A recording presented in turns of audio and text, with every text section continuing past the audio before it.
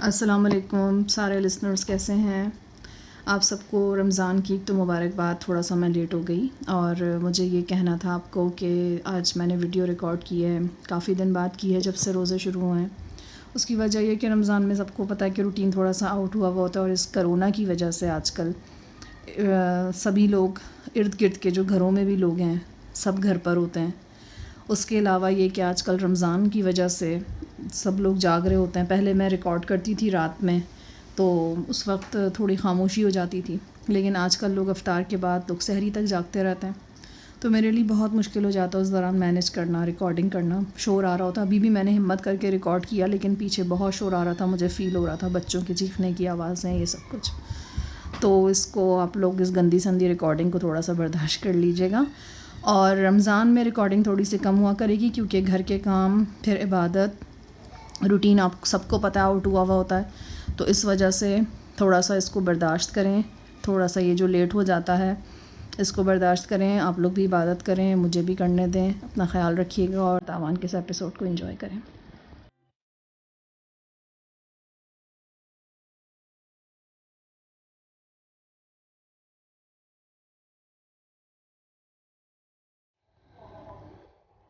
ابھی رانو نے چولہا جلایا ہی تھا کہ نیچے سیڑھیوں کی طرف سے میڈم کی کرخت آواز ابھری۔ وہ رانو کو نیچے طلب کر رہی تھی۔ رانو کا رنگ پھر ہلدی ہو گیا۔ وہ سمجھ گئی کہ اب کسی اور معاملے میں اس کی کم بختی آ گئی ہے۔ ہو سکتا ہے کہ اس نے کوئی کپڑا ٹھیک سے استری نہ کیا ہو، میڈم کے باتھ روم میں صابن رکھنا بھول گئی ہو، یا کہیں کوئی پنکھا وغیرہ کھلا رہ گیا ہو۔ رانو نے میری طرف مدد طلب نظروں سے دیکھا اور ڈگمگاتی ہوئی سیڑھیوں کی طرف بڑھی۔ وہ اپنی ساری چوکڑی بھول چکی تھی۔ مجھے یاد آیا کہ رانو نے روجہ پور میں کس طرح ایک مولوی برکت صاحب پر ذاتی دشمنی کی وجہ سے جھوٹا الزام لگوایا تھا اور انہیں گاؤں بدر کرانے کی کوشش کی تھی۔ کیا پتہ کہ اسی ماندانہ کارروائی کا عتاب اس پر نازل ہوا ہو۔ رانو نیچے چلی گئی۔ وہ چولہا پھر جلتا چھوڑ گئی تھی۔ بدحواسی میں بندے سے ایسی ہی غلطیاں سرزد ہوتی ہیں۔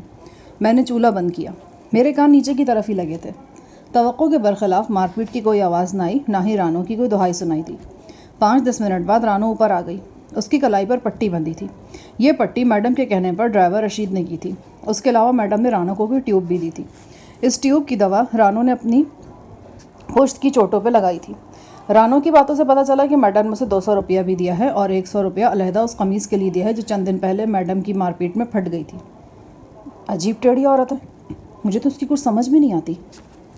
میں نے دھیمے لہجے میں کہا، مجھے تو پاگل لگتی ہے۔ میرا مطلب ہے کہ بندے کو کسی بات پہ غصہ چڑھنا چاہیے نا، اس کو تو بغیر بات کے بھی غصہ چڑھ جاتا ہے۔ مجھے کیا پتا تھا کہ میں غسل خانے جاؤں گی تو اوپر سے تم آ جاؤ گے اور دروازے کو اندر سے کنڈی کر کے بیٹھ جاؤ گے۔ چلو بھی اگر ایسا ہو بھی گیا تو کون سی قیامت آ گئی تھی؟ ہم اس کی نوکری کر رہے ہیں، اس کی ہر بات اپنے سراخوں پر رکھتے ہیں، مگر اس کو ہمارے آپس کے معاملوں میں ٹانگ اڑانے کی کیا ضرورت ہے؟ اس نے تو ہم پہ کرفیو لگایا ہوا ہے۔ میں نے افسوس سے سر ہلاتے ہوئے کہا، مگر اندر سے میں خوش ہو رہا تھا۔ اگر میڈم شہرزاد کی وجہ کی طرف سے کرفیو نہ ہوتا تو یہ بابرہ شریف میرا ناک میں دم کر دیتی۔ دن رات ایک ہی جگہ رہتے ہوئے رانو اور بابرہ شریف سے بچنا محال تھا۔ 10-10:30 بجے میڈم حسب معمول گاڑی پر کہیں نکل گئی۔ یہی وقت میڈم کے شرابی بھائی محترم نجیب صاحب کے بیدار ہونے کا تھا۔ میڈم کو رخصت کرنے کے بعد رانو نجیب کے ناشتے کی تیاری میں لگ گئی۔ نجیب سگریٹ بے تحاشا پیتا تھا، لیکن اس کے ساتھ ساتھ کسی وقت حقہ بھی پیتا تھا۔ آج اس نے مجھ سے حقے کی پھر فرمائش کی۔ چلم بھرنے کے لیے خشک لکڑی کا چھوٹا سا اسٹاک چھت پر موجود تھا۔ میں لکڑیاں لایا اور کوئلہ بنانے کے لیے آگ دہکائی۔ تیز ہوا چل رہی تھی، لہٰذا برآمدے میں آگ دہکانے کے بجائے میں انگیٹھی اٹھا کر اندرونی کمرے کی طرف لے گیا۔ انسان کو آسمان کیسے کیسے تماشے دکھاتا ہے۔ شاہجہان LLB گولڈ ہوٹلز کے سلسلے کا مالک ایک معمولی بدماش کی چلم بھرنے کے لیے دھوئیں میں پھونکے مار رہا تھا۔ عقب میں آہٹ سنائی دی۔ اس سے پہلے کہ میں مڑ کر دیکھتا، زور سے پیٹ پر ٹھوکر لگی۔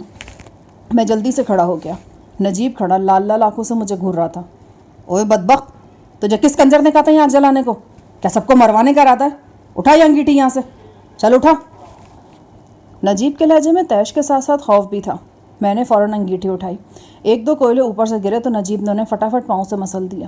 وہ مجھے آگے لگا کر برآمدے میں لے آیا۔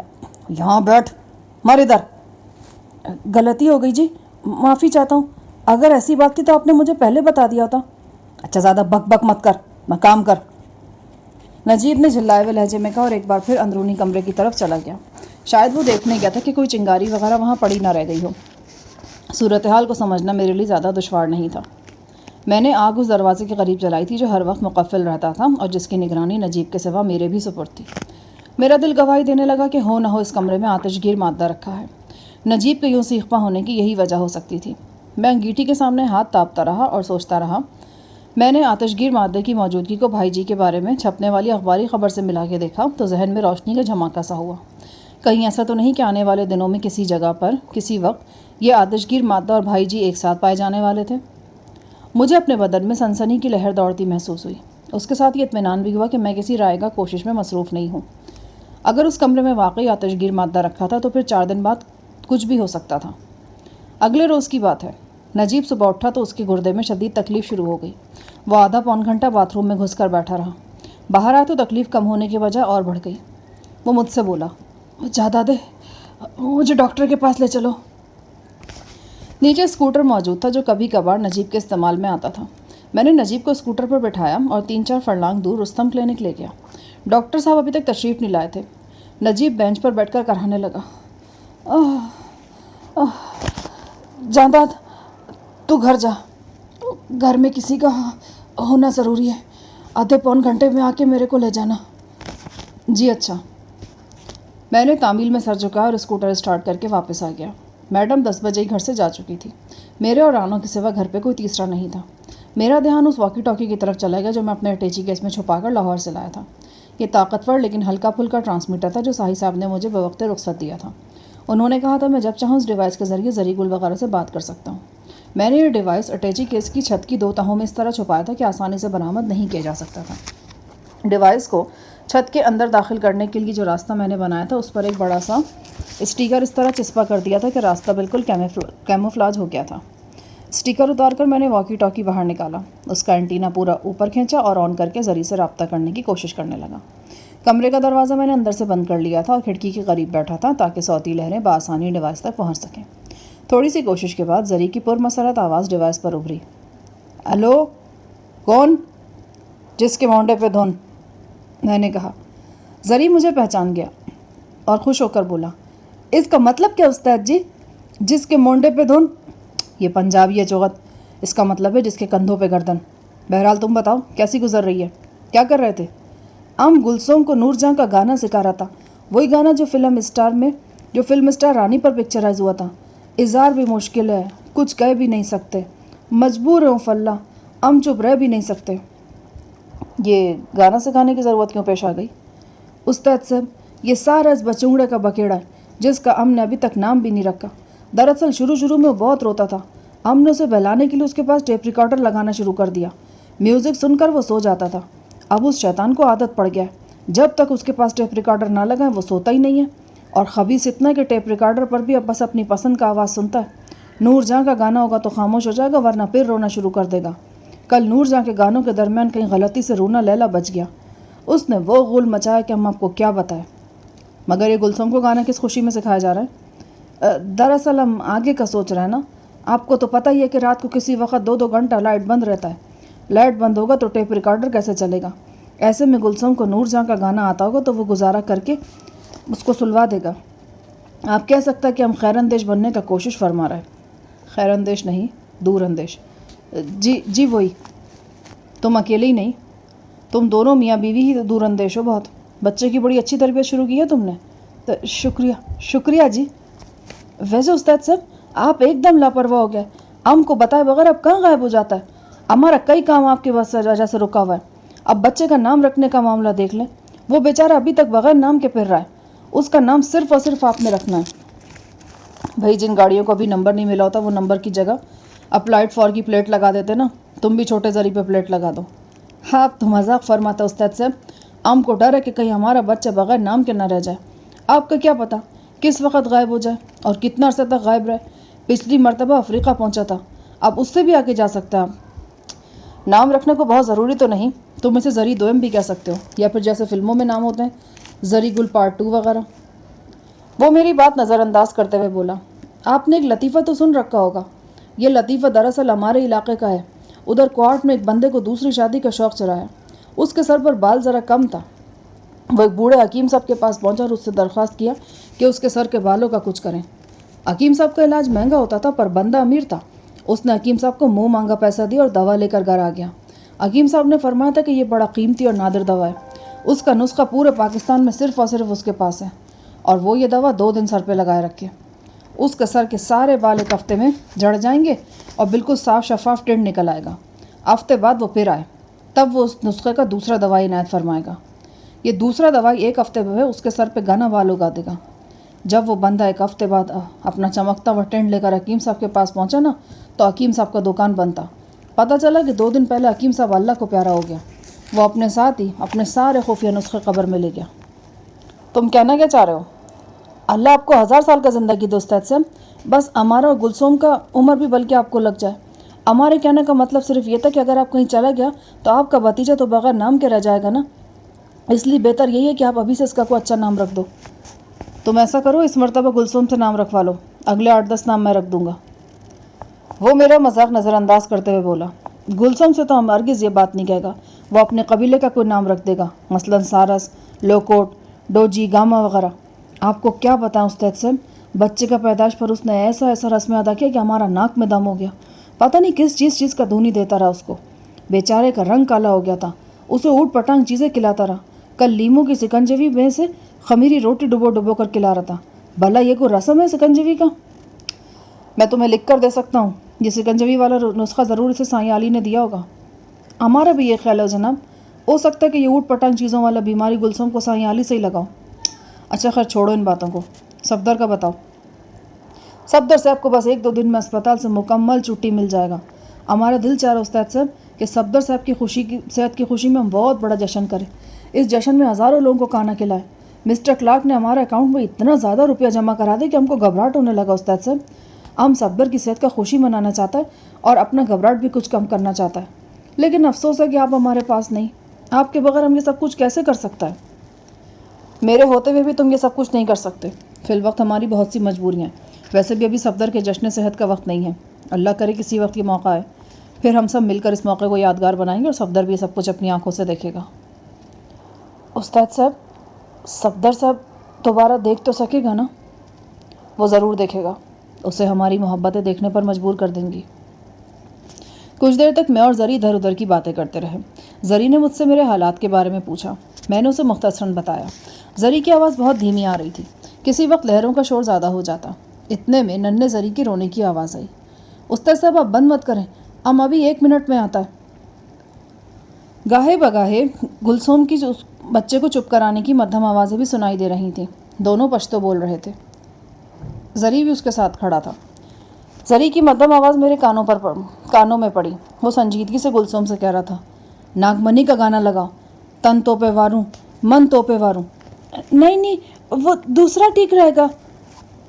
لگ رہا تھا کہ ان کی بحث تول پکڑے گی۔ میں نے ڈیوائس بند کر دیا، گھڑی دیکھی، نجیب کو کلینک میں بیٹھے 1.25 گھنٹہ ہو چکا تھا۔ واکی ٹاکی کو دوبارہ اٹیچی میں محفوظ کرنے کے بعد میں اسکوٹر پر کلینک پہنچا۔ نجیب کلینک کے اندر ایک بیڈ پر لیٹا تھا اور اسے گلوکوز کی ڈرپ لگی تھی۔ ڈاکٹر نے بتایا کہ ابھی 2-2.5 گھنٹے مزید انہیں کلینک پہ ہی رکنا ہوگا۔ نجیب کی تکلیف قدرے کم ہو گئی تھی اور اس پر غنودگی طاری ہو رہی تھی۔ میں نے اس سے پوچھا کہ کیا ٹیلی فون پر میڈم کو اطلاع کر دوں؟ وہ بولا، اس کی ضرورت نہیں، بس تم واپس گھر پہنچو اور ذرا ہوشیاری سے رہو۔ میں نے اس بات میں سر ہلا دیا۔ ڈاکٹر قریب سے گزرا تو وہ مجھے ایک طرف لے جا کر آہستگی سے بولا، یہ آپ کے کیا لگتے ہیں؟ میں نے اسے بتایا کہ ہمارا نوکر اور مالک کا رشتہ ہے۔ کہیں یہ صاحب تھوڑا بہت نشہ تو نہیں کرتے؟ جناب تھوڑے بہت کا تو پتہ نہیں، لیکن شراب کی 3 بڑی بوتلیں روزانہ پی جاتے ہیں۔ ڈاکٹر کی آنکھیں حیرت سے کھلی رہ گئیں۔ میں نے کہا، یہ میری نوکری کا معاملہ جناب، آپ یہ شراب والی بات انہی کی زبان سے اگلوائیں تو اچھا ہے۔ ڈاکٹر نے تفہیمی انداز میں سر ہلایا اور میں سلام کر کے باہر آ گیا۔ گھر آ کر میرے ذہن میں ایک نئی بات آئی۔ میڈم کو شام سے پہلے آنا نہیں تھا، گھر میں میرے اور رانو کے سوا کوئی تھا نہیں، کیوں نہ اس موقع سے فائدہ اٹھا کر کمرے کی تلاشی لی جاتی۔ میں نے بیرونی دروازہ اندر سے بند کیا۔ رانو باورچی خانے میں مصروف تھی۔ میں خاموشی سے اس کمرے کی طرف آ گیا۔ اسکوٹر کی ڈکی میں سے چند اوزار اوپر آتے ہوئے میں ساتھ لے آیا تھا۔ میں نے کوشش کی اور 4-5 منٹ کے اندر خاص کمرے کا دروازہ کھولنے میں کامیاب ہو گیا۔ کمرے میں اندھیرا تھا۔ میں نے لائٹ آن کرنے والا بٹن دبایا، دودھیا بلب روشن ہو گیا اور اس کے ساتھ ہی میری آنکھیں کھلی کی کھلی رہ گئیں۔ کمرے کے فرش پر لکڑی کی کئی بڑی بڑی پیٹیاں دھری ہوئی تھیں۔ ان پیٹیوں کو دیکھتے ہی میں سمجھ گیا کہ ان میں آتش گیر مادہ ہے۔ پلاس کی مدد سے کیل کھینچنے کے بعد میں نے ایک پیٹی کا ڈھکن اٹھایا۔ پیٹی میں ڈائنامائٹ کی اسٹکس تھیں۔ 10-10 स्टिक्स का एक बंडल था। ये बड़े ताकतवर डायनामाइट थे। दूसरी पेटी खोली तो उसमें बमों के फ्यूज़, घड़ियाँ और तार वगैरह नजर आईं। तीसरी में तैयार शुदा बम मौजूद थे। ये सारे टाइम बम थे। अंदाज़ा होता था कि ये बम मकामी तौर पर तैयार किए गए हैं, मगर उनकी क्वालिटी शानदार थी। मैंने 40-50 पाउंड वजनी एक बम को एहतियात से उलट पलट कर देखा। वो बिल्कुल मुसल्ला आर्म था। सिर्फ एक वॉच को सेट करने के बाद एक तार जोड़ने की ज़रूरत थी। उसके बाद घड़ी की टिक टिक शुरू हो जाती और मुकर्रर वक्त पे बम तबाही फैलाते था। इस एक पेटी में 6 ताकतवर टाइम बम मौजूद थे। इन बमों को देखकर अजीब सी सनसनी का एहसास होता था। लोहे के इस खामोश डिवाइस में एक निहायत तबाहकुन मौत छुपी हुई थी। ये बात अब अच्छी तरह समझ में आ गई थी कि इस रोज़ मेरे आग जलाने पर नजीब सीखपा क्यों हुआ था। मैंने दीगर पेटियां भी देखी। उनमें बम बनाने का सामान तो मौजूद था, लेकिन कोई भी बम मुकम्मल तैयार हालत में नहीं था। दूसरे लफ्ज़ों में कहा जा सकता था कि इन पेटियों में 30-35 बम स्पेयर पार्ट्स की शक्ल में मौजूद हैं। इन बमों का सारा TNT एक अलहदा कार्टन में बड़े अच्छे तरीके से महफूज किया गया था। इस कार्टन पर सुर्ख मार्कर से चारों तरफ खतरे के अल्फाज लिखे हुए थे। मेरे दिल ने गवाही दी कि आइंदा कार्रवाई में वही 6 बम इस्तेमाल होने वाले हैं जो यहाँ बिल्कुल तैयार हालत में मौजूद हैं। गालिब गुमान यही था कि ये बम मारूफ सियासी रहनुमा भाई जी और उनके साथियों के खिलाफ इस्तेमाल होने वाले हैं। कमरे का अच्छी तरह जायज़ा लेने के बाद मैं बाहर आ गया। यहाँ मैंने एक छोटा सा रिस्क भी लिया, और वो ये कि दरवाजे को दोबारा मुकफ़िल करने की कोशिश नहीं की। मैं आइंदा 24 घंटों में दोबारा इस कमरे में दाखिल होना चाहता था। एक बार तो दरवाजे का कुफल खुल गया था, पता नहीं दूसरी बार खुल सकेगा या नहीं। जब तक दरवाजे को खोल कर ना देखा जाता, इसके गैर मुकफ़िल होने का पता नहीं चल सकता था, और अब तक मैंने नहीं देखा था कि दोनों बहन भाइयों में से किसी ने भी दरवाजे को चेक किया हो। रानो मुसलसल बावर्ची खाने में मसरूफ़ थी। उसे पता ही नहीं चला कि पिछले 20-30 मिनट में कहाँ रहा हूँ। रात तक मैं ख्यालों के ताने बानों में उलझा रहा। शाम के बाद एक ऐसा वाक़या हुआ जिसने मेरे इस शक को यकीन में बदल दिया कि शहरज़ादा और उसके साथी मारूफ रहनुमा भाई जी के ख़िलाफ़ कार्रवाई का इरादा रखते हैं, और ये कार्रवाई परसों की मीटिंग में होने भी वाली है। इस मीटिंग का अखबारों में काफ़ी चर्चा था। बाज़ तबसरा निगारों का ख्याल था कि मीटिंग में होने वाले फैसले मुल्की सियासत को एक नया रुख देंगे। भाई जी तवील अरसा जेल में गुजार कर बाहर निकले थे और आवाम में इनकी मकबूलियत नुमायाँ नज़र आ रही थी। शाम से थोड़ी देर बाद एक सुजुकी कार कोठी के गेट पर आकर रुकी। उसमें से काला भुजंग शख्स बरामद हुआ। उसके सर पर गर्म टोपी थी। चादर उसने यूँ लपेट रखी थी कि चेहरे का ज़्यादातर हिस्सा छुप कर रह गया था। वो बड़ी तेज़ी के साथ अपनी गाड़ी से निकला और मैडम के ड्राइवर रशीद के साथ मैडम के कमरे में चला गया। दोनों में राज़ो न्याज़ की बातें होने लगीं। मैंने बाहर जाकर वो गाड़ी देखी जिसमें ये स्याह रंगत वाला शख्स यहाँ पहुँचा था। कार के अंदर नशिस्तों के दरमियानी खला में मुझे एक झंडा नज़र आया। झंडे को लपेट कर नशिस्त के नीचे घुसाने की कोशिश की गई थी। ये भाई जी की सियासी पार्टी का झंडा था। ये झंडा देखने के बाद मुझे शक गुजरा कि काले रंग वाला ये शख्स भाई जी की पार्टी का वर्कर है और मैडम उसे गालिबन भाई जी से तोड़ने की कोशिश कर रही है। आधे पौन घंटे बाद मेरे इस शुबे को ज़बरदस्त तक़वियत मिल गई, बल्कि एक तरह से तस्दीक ही हो गई। मैंने मैडम को उसके बेडरूम में देखा। वो उस अलमारी में झुकी हुई थी जिसमें वो कैश वगैरह रखती है। एक छोटा सा ब्रीफ केस भी मैडम के पास था। मैंने अपनी आंखों से मैडम को ब्रीफ केस में नोटों की गड्डी रखते हुए देखा। ये एक झलक ही मुझे सूरत हाल समझाने के लिए काफ़ी थी। ब्रीफ केस लेकर मैडम दोबारा काली रंगत वाले शख्स के पास पहुंची और बातों में मसरूफ़ हो गई। करीबन आधे घंटे बाद स्याहफाम शख्स ब्रीफ केस समेत कमरे से निकला। उसका चेहरा एक बार फिर गर्म चादर की ओट में था। सुजुकी कार में बैठकर वो शख्स खामोशी से वहाँ से निकल गया। मेरा जहन तेज़ी से काम कर रहा था। कड़ियाँ आपस में मिल रही थी और मैं बड़ी हद तक उम्मीद हो चुका था कि परसों भाई जी की सियासी मीटिंग में कोई हौलनाक वाक़या रोनुमा होने वाला है। अब ज़्यादा ताख़ीर भी नहीं की जा सकती थी। मैंने सोचा कि जो कुछ मैं करना चाहता हूँ आज रात ही कर गुजरूँ। रात का खाना हस्बे मामूल हमने 9:30 बजे खाया। मैडम का भाई उस वक्त तक नशे में धुत हो चुका था। नशे के बाद जैसे उसके पेट में जिन्नात घुस जाते थे। वो 3-3 किलो गोश्त और 10-10 रोटियाँ खा जाता था। रोटियाँ पका पका कर रानों के हाथ छल हो जाते थे। रात 10-11 बजे तक रानो थक कर चूर हो जाती, मगर उस वक्त अक्सर उसे मैडम की तरफ से बुलावा आ जाता। मैडम उसे बड़े धड़ल्ले से हुक्म देती थी, मैं थका हुआ हूँ, यहाँ बैठ जाओ और मेरी टांगें दबाओ। मैडम का खुद को मुज़क्कर कहना शुरू में बड़ा अजीब लगता था, मगर यहाँ आकर मैडम में इतना कुछ अजीब देखा था कि कुछ भी अजीब नहीं लगता था। उस रात भी 10:30 बजे के लगभग नजीब बिल्कुल धुत हो गया और बिस्तर पर लुढ़क कर सो गया। रानो को चूँकि मैडम ने टांगे दबाने के लिए नहीं बुलाया था, लिहाजा वो टीवी देखने में मसरूफ़ हो गई। अब मुझे रानो के सोने का इंतज़ार था। जिस वक्त रानो टीवी देख रही थी, मैं घर की छत पर चला गया। वहाँ एक कोने में रेत का छोटा सा ढेर लगा था। मैंने 10-15 किलो रेत प्लास्टिक के एक थैले में भर ली और अपने बिस्तर के नीचे छुपा दी। टीवी प्रोग्राम ख़त्म होने के करीब था। रानो प्रोग्राम देखने के साथ साथ अंगड़ाइयाँ भी ले रही थी। आजकल मेरे और उसके दरमियान उल्टी गंगा बह रही थी। نادر جکی کے ڈیرے پر وہ ہر وقت مجھ پہ گرم رہتی تھی، لیکن آج کل میں خود کو گرم ظاہر کر رہا تھا۔ مجھے پتا تھا کہ یہاں رانو سے چھیڑ چھاڑ کرنے میں کوئی خطرہ نہیں۔ میڈم کی لگائی ہوئی پابندیوں کی وجہ سے وہ بہت بدکی ہوئی رہتی تھی۔ میں اس کمرے میں جاتا تو اس کی کوشش ہوتی کہ میں فٹافٹ وہاں سے واپس چلا جاؤں۔ ٹی وی پروگرام ختم ہوا تو میں رانو کو مخمور نظروں سے دیکھتا ہوا اس کے قریب چلا آیا۔ وہ ایک دم ہوشیار ہو کر بولی، جہانداد، تو نے مجھے ذلیل کرانا ہے؟ خود بھی بڑا بے عزت ہونا ہے نا تو نے؟ جا اپنے کمرے میں، اس نے دیکھ لیا نا تو دونوں کی چمڑی ادھیڑ دے گی۔ میں نے رانو کی گھبراہٹ کا مزہ لیتے ہوئے کہا، رانو، مجھے تو لگتا ہے کہ ڈیرے پر جو تو میرے ساتھ پیار شاہ جتاتی رہی تھی نا، وہ سارا ناٹک تھا ہے وہی۔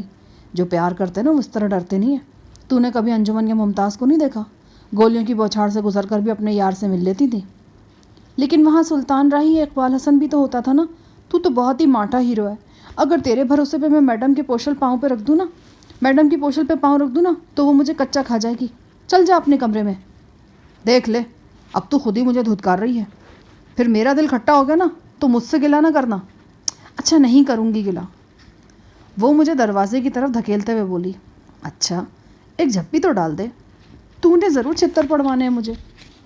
وہ ذرا سا میرے ساتھ لگی اور پھر مجھے باہر دھکیل کر دروازہ اندر سے بند کر لیا۔ اب مجھے اطمینان ہو گیا تھا کہ وہ جلد ہی سو جائے گی۔ پھر بھی قریباً آدھا گھنٹہ تو مجھے انتظار کرنا ہی پڑا۔ میں سیڑھیوں کی طرف گیا اور وہ دروازہ اپنی طرف سے بند کر دیا، جو بالائی اور زیری منزل کے درمیانی رابطے کا واحد رستہ تھا۔ اب اگر میڈم کسی طور جاگ بھی جاتی تو اوپر نہیں آ سکتی تھی، یا یوں کہہ لیں کہ میڈم اوپر نہیں آ سکتا تھا۔ میں نے ریت والا تھیلا لیا اور خاموشی سے خاص کمرے میں گھس گیا۔ کمرے میں موجود 6 عدد ٹائم بموں کی ساخت اور ان کا میکینزم سمجھنے میں مجھے زیادہ دیر نہیں لگی۔ اسکرو ڈرائیور اور پلاس کی مدد سے میں نے ایک بم کی بالائی کیپ ہٹا لی تو باقی کا کام میرے لیے زیادہ مشکل نہیں رہا۔ میں نے اندرونی تار کاٹ کر آتش گیر مادے اور بارودی فیتے کا تعلق ختم کر دیا۔ اس کے بعد ڈھکنا کھولنے کے لیے سیل کو توڑنا پڑا۔ سیل ٹوٹتے آتش گیر مادہ یعنی TNT کو نکال کر میں نے اس کی جگہ ریت بھر دی۔ آدھے پون گھنٹے کے اندر میں نے سمل کو 6 مرتبہ دہرایا اور 6 بم ناکارہ کر دیے۔ تمام TNT میں نے تھیلے میں بھر لیا تھا۔ ہر چیز احتیاط سے مقررہ جگہ پر رکھ کر ایک بار پھر کمرے کا ناقدانہ جائزہ لے کر میں باہر نکل گیا۔ اسٹیل کے مڑے توڑے تار سے دروازہ دوبارہ مقفل کرنے میں مجھے کچھ دشواری تو پیش آئی، بہرحال دروازہ مقفل ہو گیا۔ میں خاموشی سے کمرے میں آ کر لیٹ گیا۔ ٹوٹ جانے والی سیلیں میں نے اپنے اٹیچی کیس میں کپڑوں کی تہوں میں چھپا دیں۔ میرا دل گواہی دے رہا تھا کہ میں نے 36 گھنٹے بعد رونما ہونے والے خون ریز واقعے کو روک لیا ہے، ایسا واقعہ جو ایک معروف پارٹی کے کئی اہم سیاسی رہنماؤں کی موت کا سبب بن سکتا تھا۔ یہ تیسرے روز کی بات ہے۔ میں صبح 10 بجے کے لگ بھگ وہی سوزوکی کار کوٹھی کے گیٹ پر پہنچی جو 2 روز پہلے بھی آئی تھی، مگر آج کار میں کالا بھجنگ شخص تنہا نہیں تھا، اس کے ساتھ 2 مزید افراد تھے۔ ان 2 افراد کو میں نے جگی کے ڈیرے پر میڈم کے ساتھ دیکھا تھا۔ ان میں سے ایک طوطے کی ناک والا شخص دبلا پتلا سا تھا، اپنے جسم کے برعکس اس کی آواز بہت بھاری تھی، اور وہ میڈم ہی کی طرح بہت غسیلا بھی نظر آتا تھا۔ اس نے پینٹ کوٹ پہن رکھا تھا اور نفیس سی ٹائی بھی لگا رکھی تھی۔ کالے آدمی سمیت یہ تینوں افراد میڈم کے ساتھ خسر پھسر کرتے رہے اور پھر خاص کمرے کی طرف بڑھے۔ ان سب کے چہروں پر ہیجیانی کیفیت تھی اور وہ جلدی میں نظر آتے تھے، وہی ہیجیانی کیفیت اور عجلت جو کسی اہم مشن کے موقع پر مشن کے ذمہ داروں میں نظر آتی ہے۔ میڈم نے اپنی پتلون کی جیب میں سے چابی نکال کر دروازہ کھولا اور اندر چلی گئی۔ ایک شخص باہر کھڑا رہا جبکہ باقی 2 کمرے کے اندر داخل ہو گئے۔ طوطے کی ناک والے شخص کے ہاتھ میں ریگزین کے 2 بڑے بیگ تھے۔ یہ بیگ یقیناً بم لے جانے کے لیے تھے۔ میرا اندازہ تھا کہ میڈم اور اس کے ساتھی 2-3 منٹ میں خاص کمرے سے باہر آ جائیں گے، مگر جب 10 منٹ گزرنے کے باوجود بھی وہ باہر نہ نکلے تو میرا ماتھا ٹھنکا۔ اسی دوران میں نے طوطے کی ناک والے شخص کو دیکھا۔ وہ اپنی ہتھیلی پر کوئی شے لیے برآمدے کی طرف آیا۔ روشنی میں اس نے غور سے اپنی ہتھیلی کو دیکھا۔ میرے بدن میں سنسنی کی لہر دوڑ گئی۔ اس شخص کی ہتھیلی پر ریت تھی۔ اس نے اپنی شہادت کی انگلی ریت میں گھمائی اور چہرے پر زلزلہ لیے ہوئے واپس مڑ گیا۔ اگلے ہی لمحے کمرے کے اندر سے بولنے کی زوردار آوازیں آنے لگیں۔ طوطے کی ناک والا گرج رہا تھا۔ جواب میں میڈم بھی غسیلا انداز میں کچھ کہہ رہی تھی۔ پھر میں نے دیکھا کہ ایک بم کا بیرونی خول اڑتا ہوا ایک دیوار سے ٹکرایا اور دور تک لڑک گیا۔ طوطے کی ناک والے کی پاٹدار آواز گونجی، یہ ساری ریت ہے، سب کی سب ریت ہے۔ اس کے ساتھ ہی چھوٹے سائز کا ایک اور بم اس نے فرش پر پٹک دیا۔ میڈم ہیجیانی انداز میں چیخی، نجیب کدھر ہو تم؟ نجیب بیدار ہو چکا تھا مگر ابھی تک غنودگی کی کیفیت میں تھا۔ بہن کی کڑاکے دار آواز سن کر وہ دوڑتا ہوا کمرے میں گیا۔ میں اور رانو برآمدے میں موجود تھے۔ رانو اس صورتحال پر بری طرح سہمی ہوئی تھی۔ اس کا خیال تھا کہ شاید کوئی چوری وغیرہ ہو گئی ہے جس کا الزام ہم دونوں پر ہی لگنے والا ہے۔ کمرے کے اندر میڈم گرجی، نجیب یہ سب کیا ہے؟ میں پوچھتا ہوں کون تمہارا جائیداد کے سوا اس گھر میں کون ہے؟ مگر ہوا کیا؟ ہمارا کھانا خراب ہو گیا، بیڑا غرق ہو گیا ہم سب کا. یہ سب کچھ تمہارے سامنے ہے, تمہیں نظر نہیں آ رہا؟ میڈم اور نجیب کے درمیان چند فقروں کا تبادلہ ہوا. پھر میڈم دندناتی ہوئی ہمارے پاس آ گئی. اس کا چہرہ غضب سے انگارہ ہو رہا تھا. جہاں دادے, تیرے اور نجیب کے سوا کون آیا تھا اس گھر میں؟ جی بس رانو ہی تھی ہمارے ساتھ تو. اوے میں پوچھتا ہوں, تم تینوں کے سوا اور کون آیا تھا یہاں؟ کوئی نہیں میڈم. دیکھو سوچ کر جواب دو, میں تمہیں الٹا لٹکا کر نا زندہ ہی تمہاری کھال اتار دوں گا. میڈم نے ہم دونوں پر گالیوں کی بوچھاڑ کرتے ہوئے کہا. میں نے ایک کارندے کی حیثیت سے میڈم کے سامنے ہاتھ جوڑ دیے. ہم سے کوئی غلطی نہیں ہوئی میڈم, ہم بڑی سے بڑی قسم کھانے کو تیار ہیں. اگر آپ کا کوئی نقصان ہوا تو ہم اس کے بالکل ذمہ دار نہیں. ہاں جی. میڈم کی آنکھوں سے شعلے نکل رہے تھے. طوطے کی ناک والا بھی تیش سے سرخ ہو رہا تھا. میڈم چند لمحے تک خوفناک نظروں سے مجھے اور اپنے بھائی کو گھورتی رہی. اس کے غصے میں بھی ایک طرح کی بے بسی جھلک رہی تھی. یوں لگتا تھا کہ اس وقت اس کی کچھ سمجھ نہیں آ رہا کہ کیا کرے. اچانک طوطے کی ناک والا مڑا اور تیز قدموں سے سیڑھیوں کی طرف چل دیا. میڈم پکاری, رک جاؤ ڈیوی, میں کہتا ہوں رک جاؤ. طوطے کی ناک والا بہت بھنایا ہوا تھا. وہ تیزی سے سیڑھیاں اترتا چلا گیا. میڈم اس کے پیچھے لپکی. وہ باہر تک اس کے پیچھے گئی. وہ رکے بغیر باہر نکل گیا. میڈم نے فوراً اپنی گاڑی سٹارٹ کی اور اس کے پیچھے نکل گئی. تاہم میں نے دیکھا کہ جاتے جاتے وہ کالے شخص کو کوئی خاص ہدایت کر کے گئی تھی. اس ہدایت کی نوعیت کا اندازہ تھوڑی دیر بعد ہی ہو گیا. کالا شخص گھر کے بیرونی دروازے پر چوکس کھڑا ہو گیا. یقیناً وہ اس لیے یہاں موجود تھا کہ ہم دونوں کہیں راہ فرار اختیار نہ کر جائیں, اور ہو سکتا ہے کہ اسی قسم کا اندیشہ میڈم کے ذہن میں اپنے بھائی کے حوالے سے بھی موجود رہا ہو. میں نے تھوڑی دیر پہلے ہونے والی گفتگو کے دوران میں واضح طور پر محسوس کیا کہ میڈم اپنے بھائی کو بھی شک کی نظروں سے گھور رہی ہے. اچانک میرے ذہن میں ایک بات آئی. میں اپنے کمرے میں گیا. رانو بھی میرے پیچھے آئی. وہ سخت سہمی ہوئی دکھائی دیتی تھی. اس کے سارے فلمی انداز اڑنچو ہو چکے تھے. وہ ہکلا کر بولی, جہاں دادے اب کیا ہوگا؟ میری تو جان نکلی جا رہی ہے. یہ میڈم تو ہماری کھال ادھیڑ دے گی. مجھے مارنے کے لیے تو یہ ویسے بھی ہر وقت بہانے ڈھونڈتی رہتی ہے. کچھ نہیں ہوگا بے وقوف, تو جا اپنے کمرے میں, سب ٹھیک کر دوں گا میں.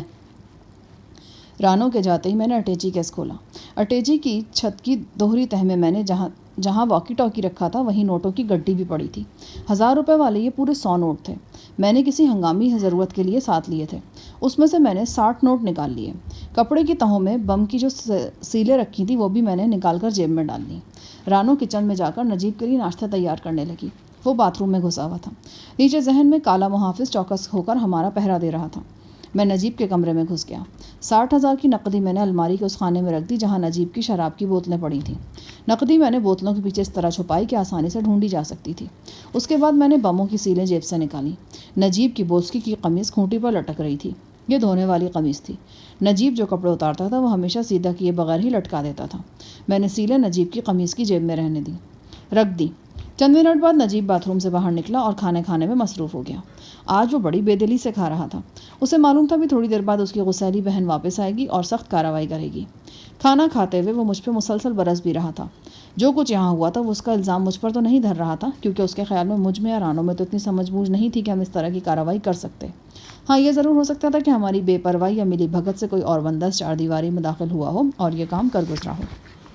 نجیب کا شک اس لیے بھی قوی ہو گیا کہ پرسوں وہ گردے کی تکلیف کے سبب کافی دیر کلینک میں رہا تھا.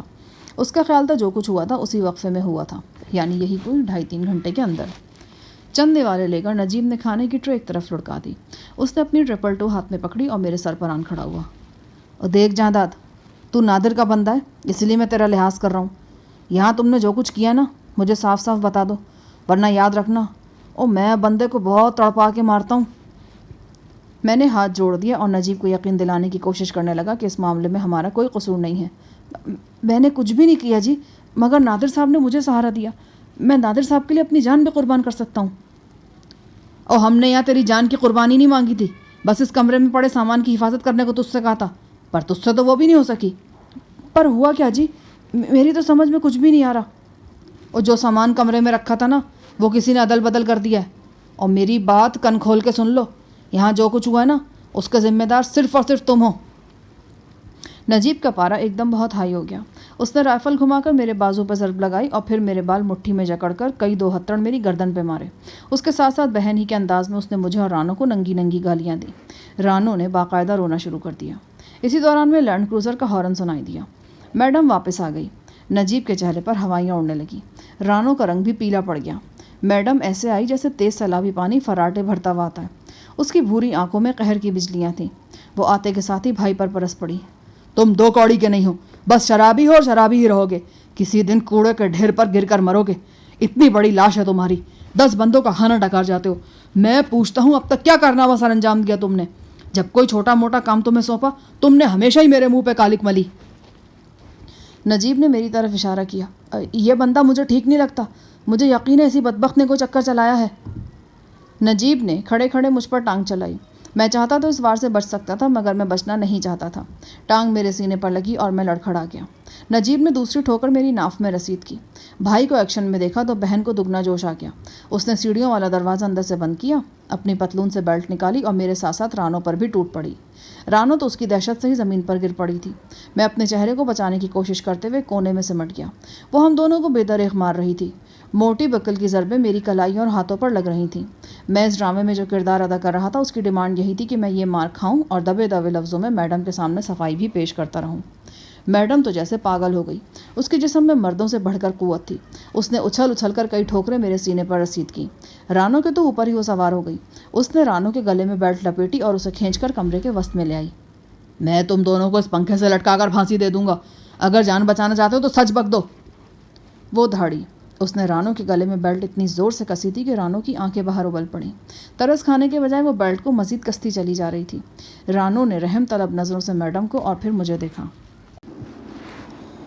میں واقعی پریشان ہو گیا۔ رانو کی مدد کے لیے میں آگے بڑھا۔ نجیب نے مجھے دھکا دیا۔ میں نے اس دھکے کو غنیمت جانا اور سیدھا شراب کی ان بوتلوں پر گرا جو الماری میں رکھی تھیں۔ 5-6 بوتلیں ایک ساتھ گریں، اس کے ساتھ ہی نوٹوں کی گڈی بھی۔ ہزار کے کرارے نوٹ الماری کے خانے سے نکل کر فرش پر بکھر گئے۔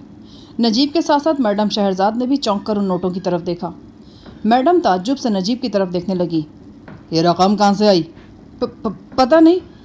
تمہاری الماری سے نکلی اور تمہیں نہیں پتا؟ میں نے یہاں نہیں رکھی تھی، تم نے رکھی ہوگی۔ کیا بک بک کر رہے ہو؟ میرا دماغ خراب ہے کہ میں تیری الماری میں رقم رکھوں گا؟ میڈم دھاڑی۔ اس کی آنکھوں میں شبہات نمودار ہو رہے تھے۔ نیچے جھک کر میڈم نے کچھ نوٹ اٹھائے، جیسے اندازہ لگانے کی کوشش کر رہی ہو کہ وہ جعلی تو نہیں۔ رانو کی گردن چونکہ چھوٹ گئی تھی لہٰذا وہ ایک طرف بیٹھ گئی تھی اور بری طرح کھانستی چلی جا رہی تھی۔ اسے ابکائیاں بھی آ رہی تھیں۔ میڈم بڑے غصے کے عالم میں اس الماری کی طرف گئی جہاں سے شراب کی بوتلیں گری تھیں۔ اس نے الماری میں چاروں طرف ہاتھ گھمایا، دوسرے کئی خانے بھی کھول کر دیکھے، شاید وہ مزید رقم تلاش کر رہی تھی۔ نجیب چپ چاپ کھڑا تھا۔ 1-2 بار اس نے کچھ کہنے کی کوشش کی مگر میڈم نے اس پر متعلق توجہ نہیں دی۔ الماری کے بعد میڈم نجیب کی دیگر اشیاء کھنگالنے لگی۔ میری دلی تمنا تھی کہ وہ نجیب کے کھونٹی پہ لٹکے کپڑے بھی دیکھے۔ پتہ نہیں یہ قبولیت کی گھڑی تھی یا نہیں، لیکن یہ تمنا بھی فوراً پوری ہو گئی۔ میڈم نے بوسکی کی قمیض کی بغلی جیب میں ہاتھ ڈالا اور پھر چونک گئی۔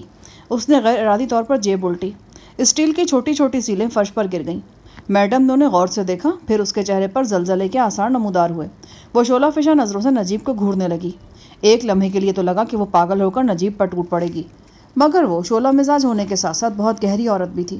اس نے کڑک کر ہم دونوں کو کمرے سے باہر دفع ہو جانے کا حکم دیا۔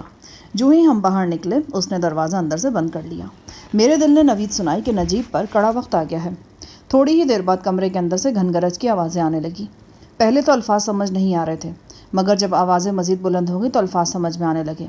میڈم چنگھاڑی۔ میں کہتا ہوں مجھے بس ایک بات کا جواب دے کتے، یہ رقم کہاں سے آئی تیرے پاس؟ جواباً نجیب بھی دھاڑا۔ کتیا، میں نے تجھے بتایا نا کہ یہ رقم میری نہیں، یہ تیری ہے۔ تو پکا شرابی ہے، شراب کے لیے اپنی بیوی کو بیچ سکتا ہے، اور بیٹی ہوتی تو اس کو بھی بیچ دیتا۔ تجھ میں اور ہیرا منڈی کے دلال میں کوئی فرق نہیں۔ دیکھ زبان سنبھال کر بات کر، میرا منہ کھل گیا نا تو پھانسی پہ لٹکی نظر آئے گی۔ میں تجھے جان سے مار دوں گا۔ تو نے مجھے برباد کر دیا حرام زادے، چند 1000 روپیوں کی خاطر تو نے میرا ستیہ ناش کر دیا۔ یہ دیکھ، یہ چیزیں تیرے کرتے کی جیب سے نکلی ہیں، یہ گواہی دے رہی ہیں کہ تو نے اپنی ماں بہن بیچی ہے۔ میرے خلاف کسی نے ڈرامہ کیا ہے۔ میں پھر کہتا ہوں کہ مجھے اس جہدادے پہ شک ہے، مگر تیری کھوپڑی میں تو کسی پاگل کتیا کا بھیجا ہے۔ پاگل جانور کا بھیجا تیرے کھوپڑے میں ہے۔ جہداد اتنے جوگا نہیں کہ یہ کام کر سکتا۔ یہ تو ہے، صرف تو ہے جس نے روپیوں گلی منہ کالا کیا ہے۔ اگلے 1 منٹ کے اندر کمرے کے اندر درجہ حرارت اتنا اونچا چلا گیا کہ یوں لگا جیسے ابھی دونوں گتھم گتھا ہو جائیں گے۔ پھر اچانک میں سناٹے میں رہ گیا۔ کمرے کے اندر سے سائلنسر لگا پستول چلنے کی آواز آئی تھی۔ اوپر تلے غالباً 2 فائر کیے گئے اور پھر خاموشی چھا گئی۔ رانو نے شاید یہ آواز نہیں سنی تھی، اور اگر سنی تھی تو سمجھی نہیں تھی، لیکن میں جان گیا تھا کہ کمرے کے اندر ایک قتل ہو گیا ہے۔ نجیب نے شہرزاد کو یا شہرزاد نے نجیب کو گولی مار دی تھی۔ جو کچھ بھی تھا ابھی راز میں تھا. پردہ اٹھنے کے بعد ہی پتہ چلنا تھا کہ بہن زندہ بچی ہے یا بھائی. رانو خزاں رسیدہ پتے کی طرح کانپ رہی تھی اور میرے بازو سے لگی ہوئی تھی. چند لمحے بعد دروازہ کھلا. میڈم شہرزاد باہر نکلی. اس کے چہرے پر زلزلہ تھا اور آنکھوں میں جنونی چمک. اس کے ہاتھ میں سائلنسر لگا پستول صاف نظر آ رہا تھا. مجھے احساس ہوا کہ میڈم میرے اندازے سے کہیں زیادہ خطرناک عورت ہے. ان لمحوں میں اس کی بھوری آنکھیں واقعی بھوکی شیرنی کی آنکھیں لگ رہی تھیں. اس کے پستول کا رخ ہماری طرف نہیں تھا لیکن توجہ پوری ہماری طرف ہی تھی. میری چھٹی حس نے پکار کر کہا کہ یہ لمحے بڑے خطرناک ہیں. میڈم کے ذہن میں جو خوفناک خیال رینگ رہا تھا اس کا کچھ مجھے اندازہ ہو گیا تھا. غالباً میڈم ہمیں چشمدید گواہوں کی حیثیت سے دیکھ رہی تھی. خونی واردات کے بعد قاتل عام طور پر چشمدید گواہوں سے بہت خوفزدہ ہو جاتے ہیں اور انہیں بھی جان سے مارنے کا سوچنے لگتے ہیں. یہ واقعی بڑے پرخطر لمحے تھے. میں نے کنکھیوں سے کھلے دروازے میں دیکھا. مجھے نجیب کی صرف ایک ٹانگ نظر آ رہی تھی. وہ فرش پر گرا پڑا تھا اور یقیناً لاش میں تبدیل ہو چکا تھا. میڈم 15-20 سیکنڈ تک ہمیں پرسوچ نظروں سے دیکھتی رہی. میری نگاہ اس کے سائلنسر لگے پستول پر تھی.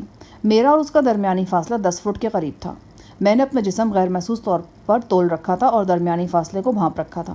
اگر میڈم پستول کا رخ ہماری طرف پھیرتی تو پھر اس کا سامنا جہادات سے نہیں جہانی استاد سے ہوتا، اور وہ کتنی بھی پھرتیلی اور شفاق سہی جہانی استاد کو اتنی آسانی سے زیر نہیں کر سکتی تھی. آخر چند لمحے شدید تذبذب کے عالم میں گزر گئے. میڈم نے پستول اپنی پینٹ کی بیلٹ میں اڑسا اور مجھے پیچھے آنے کا اشارہ کر کے اسی کمرے میں داخل ہو گئی جہاں نجیب کی لاش پڑی تھی. یہ کیا ہو گیا میڈم؟ میں نے خوفزدہ لہجے میں کہا. کچھ نہیں، ایک مادر فروش غدار اپنے انجام کو پہنچا ہے. پھر اس نے حیران کن سنگدلی سے مقتول کی ایک ٹانگ پکڑی اور دوسری ٹانگ پکڑنے کا حکم مجھے دیا. ہم نجیب کو فرش پر گھسیٹتے ہوئے اندرونی کمرے میں لے گئے. نجیب کی آنکھیں کھلی تھیں. ایک گولی اس کے سر میں اور دوسری سینے پہ لگی تھی. اس کا خون فرش پر پھیلا ہوا تھا اور لاش گھسیٹنے سے بھی فرش پر ایک طویل نشان بن گیا تھا. یوں لگ رہا تھا کہ نجیب کے خون سے بھی شراب کی بو اٹھ رہی ہے. رانو برآمدے میں سکتہ زدہ کھڑی تھی. میڈم نے اسے حکم دیا کہ وہ فرش صاف کر دے. اس کے بعد میڈم بڑی تیزی کے ساتھ الماریوں میں سے اپنی ضروری اشیاء نکالنے لگی. ان اشیاء میں کپڑے اور کاغذات وغیرہ بھی شامل تھے. یہ سارا سامان اس نے 2 بیگوں میں بند کیا. اس نے ہمیں بھی حکم دیا کہ ہم اپنے استعمال کی چیزیں سمیٹ لیں. 10-15 منٹ کے اندر ہم یہ مکان چھوڑنے کو تیار تھے. میڈم نے کہیں فون ملایا اور بولی، انور، میں صوفیہ کالونی والا گھر چھوڑ رہا ہوں. باقی سارا ایمونیشن یہیں پڑا ہے. تم 1 گھنٹے بعد آ جاؤ اور سب کچھ سنبھال لو. پھر وہ ایک دم بہت دھیمی آواز میں بولنے لگی. غالباً اپنے انور نامی ساتھی یا کارندے کو یہاں ہونے والے خونی واقعے کی تفصیل بتا رہی تھی. بس اس کا کوئی لفظ سمجھ میں آ رہا تھا. فون سے فارغ ہونے کے بعد میڈم نے مجھ سے کہا، جہاں داد، تم سامان لے کر نیچے گاڑی میں پہنچاؤ. اس نے گاڑی کی چابی میری طرف اچھال دی. میں اس کے حکم کی تعمیل میں لگ گیا. میڈم دروازے وغیرہ بند کرنے لگی. اس کے انداز میں خوف نہیں تھا، ایک قسم کا رنج آمیز غصہ تھا. اس نے اپنے ہاتھ سے اپنے سگا بھائی قتل کیا تھا اور اس کی پتھر آنکھوں سے ایک آنسو بھی نہیں ٹپکا تھا. وہ مختلف کام کر رہی تھی اور اس کے ساتھ ساتھ ہم دونوں کی طرف سے بھی پوری طرح چوکس تھی. میرا اندازہ تھا کہ اگر بالفرض ہم دونوں میں سے کوئی راہ فرار اختیار کرنے کی کوشش کرتا تو میڈم ایک لمحے میں باخبر ہو جاتی. ویسے بھی گھر کے بیرونی گیٹ کو تالا لگا ہوا تھا اور چابی میڈم کی پتلون کی جیب میں تھی. نجیب کی لاش دیکھنے کے بعد رانو کا زرد رنگ کچھ اور بھی زرد پڑ گیا. وہ میڈم کی ہدایات پر کٹ پتلی کی طرح عمل کر رہی تھی. تھوڑی ہی دیر بعد ہم میڈم کے ساتھ اس کی لینڈ کروزر میں سوار ہو کر کسی نامعلوم مقام کی طرف جا رہے تھے. میڈم کی گاڑی میڈم کا ہمراز ڈرائیور رشید ڈرائیو کر رہا تھا. میڈم بڑے ٹھسے کے ساتھ اس کے ساتھ والی نشست پر ٹانگ پہ ٹانگ چڑھائے بیٹھی تھی. ہم دونوں درمیانی نشستوں پر تھے. میڈم خاموش تھی مگر یہ آتش فشاں والی خاموشی تھی. شیخو پورے کی مختلف سڑکوں سے گزرتے ہوئے ہمیں کشادہ علاقے میں آ گئے. یہاں قدرے بڑی کوٹھیاں موجود تھیں. 2.5-3 کنال پر واقع ایک کوٹھی ہماری منزل ٹھہری. اس کوٹھی کو چاروں طرف سے کیکر، بکائن اور جامن کے درختوں نے گھیر رکھا تھا. ڈرائیو وے سے گزر کر ہم پورچ میں پہنچے اور پھر اندر چلے گئے. کوٹھی باہر سے تو زیادہ خوبصورت نہیں تھی لیکن اندر سے عالی شان تھی اور کسی رئیس کی رہائش کا لگتی تھی. 20 پردے، فانوس، قالین اور لکڑی کا زبردست آرائشی کام. یہاں مجھے وہ دیوہیکل کتا بھی نظر آیا جو میں نے نادر کے ڈیرے پر میڈم کی جیپ میں دیکھا تھا. اس کے علاوہ یہاں کئی قسم کے جانور موجود تھے. لان میں ایک طرح جانوروں کے پنجرے تھے اور چھوٹا سا چڑیا گھر نظر آتا تھا.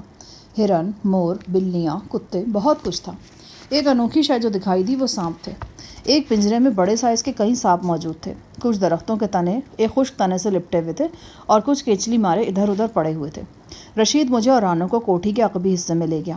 یہاں اس نے ہمیں 2 کمروں میں ٹھہرایا. دیکھنے میں یہ کمرے سرونٹ کوارٹر لگتے تھے مگر یہاں سہولت کی ہر چیز موجود تھی اور فرنیچر بھی خوب صاف ستھرا تھا. میرے ساتھ والے کمرے میں ایک پٹھان چوکیدار تھا. اس کی آنکھیں اور مونچھیں اس کی صورت میں نمایاں ترین تھیں. یہ دونوں چیزیں بہت بڑی تھیں. آنکھوں میں وہ خاص قسم کی سرخی ٹھہری ہوئی تھی جو نشے کی مرہون منت ہوتی ہے. شام تک یہ بات ثابت ہو گئی کہ رحمان نامی یہ پٹھان مجھ پر اور رانو پر ہمہ وقت نگاہ رکھے ہوئے ہے۔ در حقیقت ہم دونوں نجیب کے قتل کے چشمدید گواہ تھے اور میڈم فی الوقت ہمارے سلسلے میں کسی طرح کا رسک نہیں لینا چاہتی تھی۔ وہ ہم دونوں کو جگی سے ادھار مانگ کر لائی تھی، ورنہ این ممکن تھا کہ اپنے بھائی کے خون سے ہاتھ رنگنے کے بعد وہ ہم دونوں کو بھی شوٹ کر دیتی، یا کم از کم شوٹ کرنے کی کوشش کرتی۔ یہ کوٹھی یوں تو کوٹھیوں کے درمیان تھی، مگر پراسرار سی لگتی تھی۔ نوکر چاکر بہت خاموش طبع تھے اور کسی قدر سہمے ہوئے بھی لگتے تھے۔ گاہے گاہے پالتو جانوروں کی آوازیں کوٹھی میں گونجتی تھیں، مگر ایسا لگتا تھا کہ ان آوازوں میں بھی ایک طرح کی خوفزدگی شامل ہے۔ شاید خوف و ہراس کی اس کیفیت کا سبب میڈم تھی اور اس کا وہ موڈ تھا جس میں وہ یہاں تشریف لائی تھی۔ کوٹھی کی بیرونی دیواریں 15 فٹ تک اونچی تھیں اور ان کے اوپر نوکدار آہنی سلاخیں بھی لگی ہوئی تھیں۔ رکھوالی کے 3 کتے کوٹھی میں موجود تھے۔ یہاں آ کر اندازہ ہونے لگا کہ میڈم ذرا اونچے درجے کی جرائم پیشہ ہے۔ شام کے فوراً بعد رشید میرے پاس آیا اور بولا، او جاداد، اور تجھے میڈم نے بلایا ہے۔ رانو بھی پاس ہی بیٹھی تھی۔ وہ بری طرح ٹھٹک گئی۔ اس کی آنکھوں میں خوف کی طویل پرچھائیاں لرزنے لگیں۔ میں نے اسے تسلی بخش نظروں سے دیکھا اور رشید کے ساتھ کوٹھی کے اندر پہنچ گیا۔ رشید نے مجھے آراستہ و پیراستہ ڈرائنگ روم میں بٹھا دیا۔ میڈم کسی قریبی کمرے میں تھی اور فون پر کسی سے بات کر رہی تھی۔ الفاظ میری سمجھ نہیں آ رہے تھے۔ اگر کوئی میڈم کو دیکھے بغیر اس کی آواز سنتا تو یقیناً یہی سمجھتا کہ کوئی مرد بول رہا ہے۔ آواز، لب و لہجہ، سب کچھ مردانہ تھا۔ برآمدے میں افریقی طوطوں کا ایک پنجرا تھا۔ یہ طوطے مسلسل شور مچا رہے تھے۔ میڈم کی آواز ان کے شور میں دبی ہوئی تھی۔ اس کے باوجود میں محسوس کر سکتا تھا کہ میڈم نشے میں ہے۔ شاید آج اس نے بھائی کے قتل کا غم غلط کرنے کے لیے پی رکھی تھی۔ اچانک میڈم چنگھاڑتی ہوئی قریبی کمرے سے برآمد ہوئی۔ اوے صادقے، تجھے کہا نہیں تھا کہ ان ماں کے قسموں کو یہاں سے باہر دے جا؟ میڈم کا اشارہ طوطوں کی طرف تھا جو مسلسل شور مچا رہے تھے۔ جس کا نام صادقے تھا وہ آس پاس موجود نہیں تھا۔ میڈم ایک بار پھر چیخی، اوے صادقے، کنجر کے پتر، کہاں مر گیا تو؟ صادقے! ایک بوڑھا نوکر لرزتا ہوا حاضر ہوا۔ مالکن، صادقہ تو بازار گیا ہوا ہے۔ میڈم نے صادقے کو ایک موٹی گالی نکالی اور ہجیانی انداز میں چیخ کر بولی، کس سے پوچھ کر گیا ہے وہ؟ بوڑھے کے ہونٹ بس تھرا کر رہ گئے۔ طوطے مسلسل شور مچا رہے تھے۔ میڈم دھاڑی، وہ کنجر کا بھی ضرور میرے ہاتھوں مارا جائے گا۔ پھر ایک دم اس کی توجہ شور مچاتے طوطوں کی طرف ہو گئی۔ خاموش! میں کہتا ہوں خاموش! وہ سینے کی پوری قوت سے بولی۔ تب یکایک جنونی انداز میں اس نے اپنی چرمی جیکٹ کے اندر سے سائلنسر لگا پستول نکال لیا۔ خاموش! وہ ایک بار پھر شرابی لہجے میں چنگھاڑی۔ معصوم پرندے اس خونی غیظ و غضب سے کہاں آگاہ تھے جس نے اس 4 دیواری کے اندر کسی افریت کی طرح پنجے گاڑ رکھے تھے۔ وہ بولتے رہے۔ میڈم نے پستول سیدھا کیا اور ٹریگر دباتی چلی گئی۔ رنگین پروں والے 5 خوبصورت پرندے پنجرے کے اندر ہی تڑپ کر مر گئے۔ ان کے چیٹے پنجرے اور فرش پر گلکاری کر گئے۔ دفع ہو جاؤ! جب وہ حرامی صادقہ ہے تو اسے بھیجو میرے پاس۔ بوڑھے نے جلدی سے اس بات میں سر ہلایا اور واپس مڑ گیا۔ یہی وقت تھا جب ایک نوعمر لڑکا بیرونی دروازے سے اندر داخل ہوا۔ وہ 17-18 برس کا رہا ہوگا۔ اس نے شلوار قمیض پہن رکھی تھی، اوپر شاید لنڈے کا کوٹ تھا۔ وہ بڑی بے پرواہی سے چلا آ رہا تھا۔ اسے دیکھ کر بوڑھا ٹھٹک گیا۔ میں نے اندازہ لگایا کہ شاید یہی صادقہ ہے۔ اگلے چند سیکنڈ میں یہ اندازہ درست ثابت ہوا۔ لڑکے کو دیکھ کر میڈم ایک دم خوخار شیرنی نظر آنے لگی۔ دوسری طرف لڑکے کی بھی جو حالت ہوئی وہی حالت ہوئی جو ایک شیرنی کو دیکھ کر ہونی چاہیے تھی۔ اس کا رنگ زرد ہو گیا۔ اس نے چوئنگم منہ سے نکال کر اپنی شلوار کی جیب میں ہی کہیں چپکا لی۔ ادھر آؤ میرے پاس۔ لڑکا سکتہ زدہ میڈم کے پاس آ گیا۔ میں نے تم سے کہا تھا نا کہ پنجرا اتار کر باہر باغ میں لے جاؤ۔ لڑکے نے تھوک نکل کر اس بات میں سر ہلایا۔ وہ دہشت اور بے چارگی کی تصویر بنا ہوا تھا۔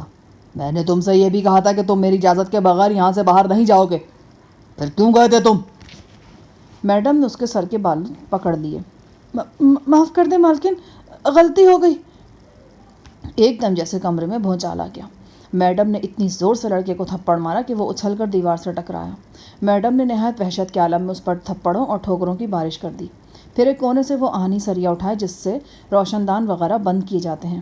اس سریے کو ڈنڈے کے طور پر استعمال کرتے ہوئے وہ لڑکے کو جنونی انداز میں پیٹنے لگی۔ وہ فرش پر لوٹ پوٹ ہو رہا تھا اور ذبح ہوتے بکرے کی طرح چیخ رہا تھا۔ اس کی جیب سے چوئنگم کی رنگ برنگی گولیاں نکل کر فرش پر لڑک گئی تھیں۔ میڈم کے جاہو جلال سے ارد گرد کی ہر شے سہمی ہوئی نظر آتی تھی۔ نوکر دم بخود کھڑے تھے۔ وہ لڑکے کو اٹھا کر دیواروں سے پٹخ رہی تھی۔ ایک دم لڑکا بے سدھ ہو گیا۔ اسے کہیں ناقابل تلافی ضرب لگ گئی تھی۔ لڑکے کی شلوار میں زاربن کی جگہ لاسٹک تھا۔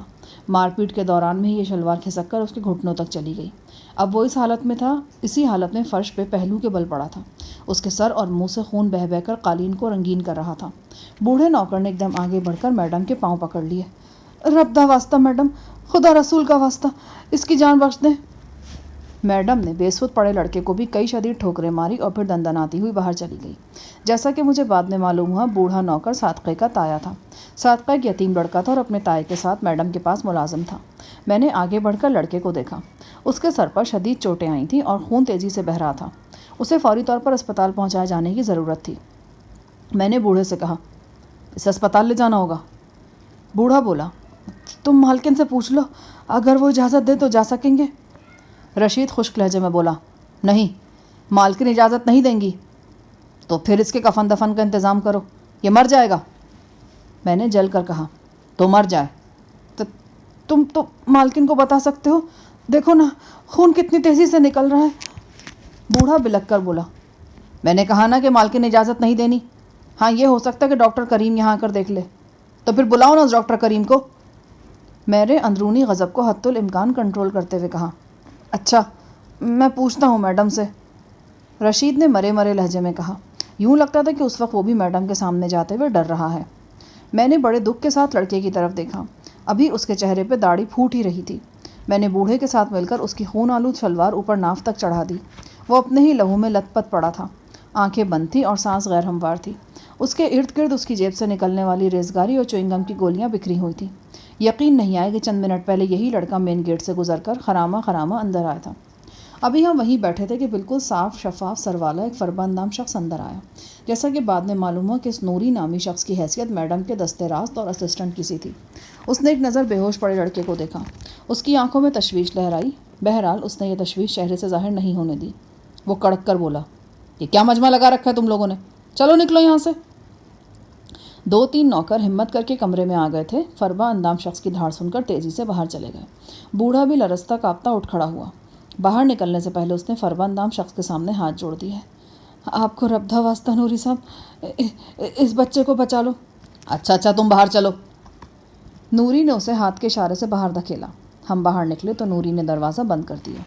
करीबन 15 मिनट बाद एक डाटसन कार कोठी में दाखिल हुई। उसमें से सांवले रंग का एक शख्स बरामद हुआ और तेज़ी से अंदर चला गया। उसके हाथ में मौजूद मेडिकल बॉक्स से पता चलता था कि वो डॉक्टर है। डॉक्टर करीबन 1.5 घंटा कोठी में मौजूद रहा। इस दौरान में रशीद 2 बार बाजार भी गया। यकीनन कोई मेडिसिन वगैरह लेने गया था। बहरहाल ये बात साबित हो गई थी कि मैडम ज़ख्मी सादक़े को अस्पताल ले जाने की इजाज़त नहीं देगी। मैं वापस अपने कमरे में आ चुका था। जहन में बदस्तूर शहरजाद की वहशत के मनाजिर घूम रहे थे। नजीब की लाश, खूबसूरत अफ्रीकन तोतों के कटे फटे जिस्म, सादक़े नामी लड़के का खूंचंगा चेहरा, सब कुछ पर्दे तसव्वुर पर जमा हुआ था। वक्त धीरे धीरे आगे को खिसकता रहा। रात 11 बजे के करीब मैं सो गया। रात के आखिरी पहर अचानक मेरी आँख खुली। किसी के चीखने और फिर ज़ोर ज़ोर से रोने की आवाज़ आई। मैंने गौर किया। ये उसी बूढ़े की आवाज़ थी जो शाम के वक्त ज़ख्मी लड़के की ज़िंदगी के लिए मैडम की मिन्नतें कर रहा था। मेरा दिल उछलकर हलक में आ गया। मैं नंगे पाँव बाहर निकला और कोठी के सामने वाले हिस्से की तरफ आ गया। 2-3 मुलाजमीन ने बूढ़े को संभाला हुआ था। बूढ़ा अपना सर पीट रहा था और कर्बनाक आवाज़ में रो रहा था। एक मुलाजिम उसे खामोश कराने की कोशिश कर रहा था। दूसरे ने उसके होंठों पर हाथ रखा था ताकि बूढ़े की आवाज़ बुलंद ना हो जाए और वो लोग उसे संभालते हुए कमरे में ले गए। दरवाज़ा अंदर से बंद कर दिया गया। साफ ज़ाहिर था कि ज़ख्मी लड़का जानवर नहीं हो सका था। सीने में गम का धुआं सा भर गया। इतने में गंजे सर और फरबा जिस्म वाला नूरी वहाँ पहुँच गया। उसने गुस्सैले मगर पस्त लहजे में मुलाजमीन को डांटा और कहा कि वो लोग यहाँ जमा ना हो। मैं भी वापस अपने कमरे में आ गया। कानों में रोते करलाते लड़के की चीखें थीं और आंखों में मैडम की वहशतनाक सूरत। कल मैंने मैडम के कई ऐसे अंदाज देखे थे जो पहले मेरी निगाहों से ओझल थे। मैडम की हरकत व सकनात में भारी मर्दानापन इतना नुमाया था कि हैरत होती थी। उसकी आवाज़ भारी थी। गौर से देखने पर बालाई होंठ के ऊपर हल्के हल्के स्याह रुएं नज़र आते थे, जैसे किसी लड़के की मिसें भीग रही हों। वो ज़ोरावर भी थी और उसके बाजुओं में बाकायदा मसल बने हुए थे। यूँ लगता था मुझे जैसे वो जिस्मानी तौर पर नॉर्मल नहीं है और शायद यही एबनॉर्मेलिटी थी जिसने इसे इस हद तक मुतशद्दिद और गज़बनाक बना रखा था। अगले सारे रोज़ पूरत कोठी के तोलो अर्ज़ में पुरस्रार खामोशी छाई रही। उस खामोशी को बस किसी वक्त किसी परिंदे या जानवर की आवाज़ ही मजरू करती थी। बूढ़ा बस मुझे एक मरतबा नज़र आया। रशीद और पठान चौकीदार उसे सहारा देकर बालाई मंजिल पर ले जा रहे थे। लड़के की लाश के साथ क्या हुआ, उस जवां मर्द को कफन नसीब हुआ या नहीं, उसके किसी अजीज़ व अकारिब में उसकी शक्ल देखी या नहीं, उसके बारे में कुछ नहीं पता था। बहरहाल शाम के वक्त पठान चौकीदार ने अपने एक साथी से पश्तो में जो गुफ्तगू की, उससे उस अमर की तस्दीक हो गई कि लड़का रात को मर गया था। अगले 2 रोज़ मैंने और रानो ने उसी कोठी में गुजारे। یہاں ہمارے سپرد ابھی کوئی کام نہیں تھا، نہ ہی میڈم نے ہمیں اپنا دیدار کرایا تھا۔ رانو تو میڈم کے نام سے ہی سہمی رہتی تھی۔ ایک دن مجھ سے کہنے لگی، جائیداد، قسم سے مجھ کو تو لگتا ہے کہ میڈم عورت ہی نہیں ہے، اس کے اندر کوئی بندہ چھپا ہوا ہے۔ کیا مطلب؟ مطبل کا تو مجھے پتہ نہیں، بس اس کو دیکھ کے مجھے لگتا ہے کہ یہ زنانی نہیں ہے، یا پھر ہو سکتا ہے کہ اس پر کوئی سایہ آیا ہو۔ اور تو نے اس کی آواز نہیں سنی؟ ہاں، آواز تو سنی ہے۔ پھر دیکھنا، زنانی ہو کر وہ کہتی ہے میں جاتا ہوں، میں آتا ہوں۔ ایسا تو وہی کرتا ہے نا جس کو سایہ ہو گیا ہو۔ لیکن جس کو سایہ ہو گیا وہ تو کبھی کبھار ایسا کرتا ہے، یہ تو ہمیشہ ہی ایسے بولتی ہے۔ وے جائیداد، تو مانے یا نہ مانے، ویک میں تجھے بتا رہی ہوں، یہ زنانی نہیں ہے، اس کے اندر نا کوئی خطرناک شے ہے، اور شے بھی کوئی ایسی ویسی نہیں، بڑی خطرناک۔ رانو کی آنکھیں خوف سے پھیلی ہوئی تھیں اور بالکل گول گول ہو گئی تھیں۔ رانو کو ابھی یہ پتہ نہیں تھا کہ یہاں آ کر میڈم نے ایک اور قتل کر دیا ہے۔ وہ ابھی تک نجیب کے قتل کو ہی لے کر بیٹھی تھی۔ اس کو شک تھا کہ میڈم سے اس کے بھائی کا قتل بھی ہوائی چیزوں نے ہی کروایا ہے۔ اگر میں رانو کو بتاتا کہ وہ ہوائی چیز میں ہی ہوں جس نے میڈم کو نجیب کے قتل پر ابھارا تو شاید وہ یقین نہ کرتی۔ وہ جرائم پیشہ لوگوں کی ساتھی ضرور تھی مگر مجرموں کی طرح عیار نہیں تھی۔ اس کی سوچ بھی محدود تھی۔ کنویں کے مینڈک کی طرح وہ بس اشرف چیتے اور نادر جگی کو ہی جرم کی دنیا کا محور و مرکز سمجھتی تھی۔ جہاں تک نجیب کے قتل کی بات تھی، مجھے اس کی موت پر قطعی افسوس نہیں ہوا تھا۔ وہ کوئی شریف شہری تو تھا نہیں۔ پتہ نہیں اپنی جابر بہن کے زیر سایہ اس کے ہاتھوں خلق خدا پر کیا کیا ظلم و ستم ہو چکے تھے۔ حالات کی کروٹ نے نجیب کو اس کی بہن کے ہاتھوں مروا ہی ڈالا تھا، اور ایک ایسی غلطی کی پاداش میں مروایا تھا جو اس سے سرزد ہی نہیں ہوئی تھی۔ میڈم کی پراسرار کوٹھی میں کئی عجیب باتیں میں نے نوٹ کی۔ ان میں ایک عجیب بات یہ تھی کہ میڈم نے تمام نر اور مادہ جانوروں کو علیحدہ علیحدہ پنجروں میں رکھوایا تھا۔ یہاں مجھے کسی جانور یا پرندے کا بچہ دکھائی نہیں دیا۔ میں نے رشید سے پوچھا کہ یہ کیا چکر ہے؟ وہ تم ان سوال و جوابوں کے چکر میں نہ ہی پڑو تو اچھا ہے، میڈم کو پتہ چلا نا تو تمہاری جان مصیبت میں آ جائے گی۔ لیکن میں تو عام سا سوال پوچھ رہا ہوں۔ اس عام سے سوال کا جواب تمہارے پاس بھی موجود ہے۔ کیا مطلب؟ تمہارے ساتھ وہ رانو نام کی چھوکری ہے نا، مگر میڈم نے تم دونوں کو علیحدہ کمروں میں رکھا ہوا ہے۔ کیوں رکھا ہوا ہے؟ اس لیے رکھا ہے کہ میڈم کو کسی بھی جوڑ کا ایک ساتھ رہنا پسند نہیں ہے۔ شاید میں میڈم کی ذاتی زندگی کے بارے میں رشید کو کچھ اور بھی کوریدتا، مگر اسی دوران میں میری نظر میڈم پر پڑ گئی۔ وہ مردانہ چال چلتی ہوئی پورچ سے اندرونی دروازے کی طرف جا رہی تھی۔ اس کے ہاتھ میں جسیم کتے کی زنجیر تھی، ہونٹوں میں سگریٹ تھا۔ وہ اپنے پسندیدہ لباس پتلون اور جیکٹ میں تھی۔ کوٹھی کے نوجوان مالی کی بیوی گلاب کے پودوں کی گوڈی کرنے میں مالی کی مدد کر رہی تھی۔ میڈم ان کے قریب سے گزری تو دونوں نے اٹھ کر سلام کیا۔ میڈم نے مالی کی بیوی کو بالکل ایسی نگاہوں سے دیکھا جیسے ایک نظر باز مرد کسی عورت کو دیکھتا ہے۔ گزرنے والے ہر دن کے ساتھ میڈم کے حوالے سے میری الجھن بڑھتی جا رہی تھی۔ بظاہر وہ جگی کی دوست تھی، مگر جگی سے کہیں زیادہ اثر و رسوخ اور طاقت کی مالک تھی۔ اس کے مزاج کی اہم خصوصیت اس کی حد سے بڑھی ہوئی صفاقی تھی۔ مجھے یوں لگتا کہ وہ کسی بھی معمولی سی بات پر بھڑک کر کسی بھی شخص کو قتل کر سکتی ہے۔ وہ کسی ایسے سیٹ اپ کا حصہ تھی جو خطرناک ترین تخریبی کارروائیاں کر رہا تھا۔ بھائی جی اور اس کے اہم ترین ساتھیوں کو بم سے اڑا دینے کی منصوبہ بندی کوئی معمولی کام نہیں تھا۔ اس شام میڈم اپنی پجاروں میں ڈرائیور رشید اور پٹھان گارڈ کے ساتھ بیٹھ کر کہیں چلی گئی۔ رانو بھی سرے شام ہی سو گئی تھی۔ میرے لیے اچھا موقع تھا کہ میں اپنے کمرے میں گھس کر صاحب صاحب کا دیا ہوا طاقتور واکی ٹاکی استعمال کروں اور زری گل سے تبادلہ خیال کروں۔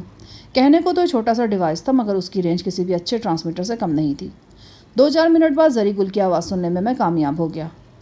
میری آواز پہچان کر وہ بولا، خو استاد صاحب، آپ کہاں چلا گیا؟ قسم سے ہمارا دل اس وقت گا رہا ہے۔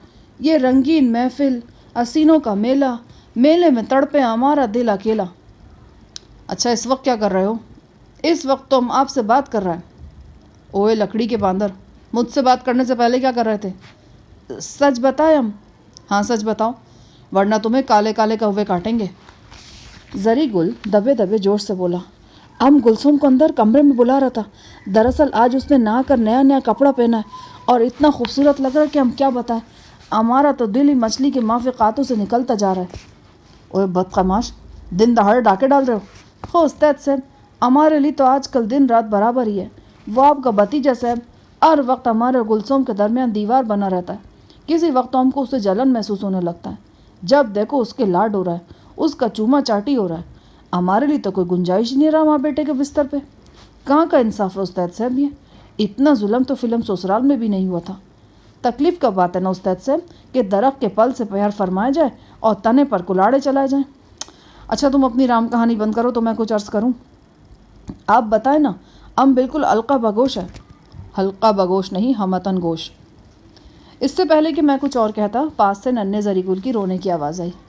بڑا شیطان ہے، نور جہاں کا گانا بند ہوتے ہی رونا شروع کر دیتا ہے۔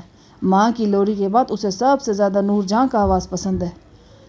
ہمارے پاس آپ کے لیے ایک حیران کر دینے والا خبر ہے، بلکہ آواز ہے۔ کیسی آواز؟ آپ خود سن لیں، زری نے کہا اور واکی ٹاکی کسی اور کو تھما دیا۔ چند ہی سیکنڈ بعد ساحل صاحب کی آواز سن کر میں واقعی حیران ہو گیا۔ ساحل صاحب بھی زری کے ہاں موجود تھے۔ یہ ایک اچھا اتفاق تھا کیونکہ میں جو کچھ پوچھنا چاہ رہا تھا وہ ساحل صاحب بھی بہتر طور پر بتا سکتے تھے۔ ساحل صاحب نے پوچھا، کہاں ہو شاہ جہاں؟ روجہ پور سے ہمارے مخبر نے اطلاع دی کہ تم جگی کے ڈیرے پر نہیں ہو۔ پھر زری کی زبانی پتہ چلا کہ تم شیخو پورہ میں جی پی او کے قریب کسی مکان میں شہرزاد نامی عورت کے ساتھ ہو، اور رانو بھی تمہارے ساتھ ہے۔ میں اب بھی اسی عورت کے ساتھ ہوں جناب، اور رانو بھی میرے ہمراہ ہے۔ مجھے لگتا ہے کہ میں کسی اہم انکشاف کے قریب پہنچ چکا ہوں۔ تمہارا مطلب رخشندہ مرڈر کیس سے ہے؟ جی ہاں، بات تو اصل اور بڑے مجرم تک پہنچنے کی ہے نا۔ جس شاہی نامی بندے کے ذریعے رخشندہ کو قتل کرایا گیا تھا وہ تو اپنے انجام کو پہنچ چکا ہے۔ میں نے پچھلی ملاقات میں آپ کو بتایا بھی تھا۔ ہاں، وہ ساری تفصیل تو مجھے مقامی تھانے کے انچارج سے معلوم ہو گئی تھی۔ تمہیں کس طرح کی مدد کی ضرورت تو نہیں ہے؟ بس جناب آپ کی دعاؤں کی ضرورت ہے۔ اس کے علاوہ خاص بات آپ سے کہنی تھی۔ اس کا تعلق معروف سیاسی رہنما بھائی جی سے ہے۔ ہاں ہاں کہو۔ بھائی جی آج کل سیاست کے میدان میں بہت سرگرم ہیں۔ اس کے جلسوں اور میٹنگ کی خبریں اخباروں میں بھی آ رہی ہیں۔ اس کی سیکیورٹی کی طرف سے آپ کو محتاط رہنے کی بہت زیادہ ضرورت ہے جناب۔ کیا کوئی خاص بات ہے؟ بہت خاص۔ غالباً آپ کو معلوم ہوگا، جیل سے رہائی کے بعد 28 تاریخ کو بھائی جی نے اپنی رہائش گاہ پر پارٹی لیڈرز کی میٹنگ بلائی تھی۔ ہاں مجھے یاد ہے، میرا ماتحت انسپکٹر ارشاد خود وہاں موجود رہا تھا۔ یہ میٹنگ ایک بہت بڑے سانحے کا شکار ہوتے ہوتے بچی ہے۔